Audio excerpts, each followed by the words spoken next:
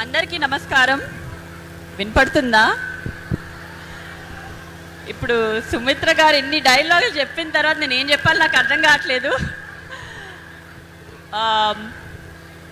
మొదటిగా నేను హిందూపూర్కి 2014లో వచ్చాను, నాన్నగారు మొదటిసారి పోటీ చేసినప్పుడు.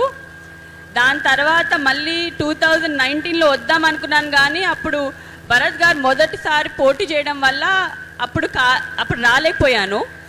మళ్ళీ ఈసారి 2024లో ఈసారి భరత్ గారు పోటీ చేస్తున్నా కూడా 2 రోజులు బ్రేక్ తీసుకున్నా నేను ఇక్కడికి డెఫినెట్గా రావాలని, సభ ఉందని నేను ఈరోజు 2 రోజులు వచ్చి ఇక్కడ ఎలాగన్నా మిమ్మల్ని చూడాలి, మళ్ళీ ఇన్ని సంవత్సరాల తర్వాత ఒకసారి అందరినీ చూడాలని ఇక్కడికి వచ్చాను.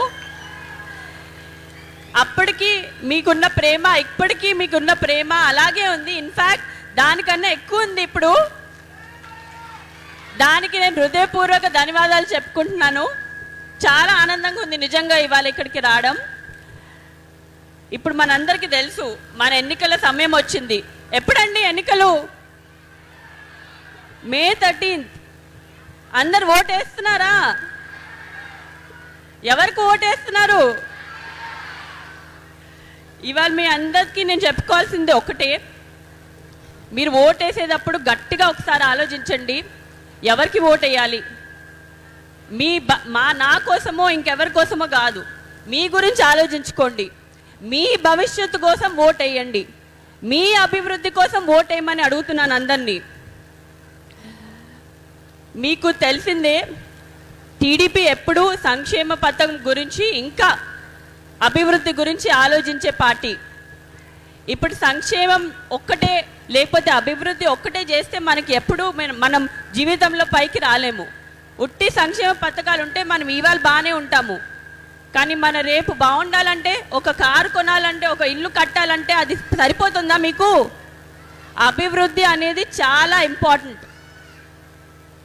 మన సంక్షేమ పథకాలు ఇంకా అభివృద్ధి రెండు తేగలే మనిషి ఒక్కలే ఉన్నారు, అది మన నారా చంద్రబాబు నాయుడు గారు.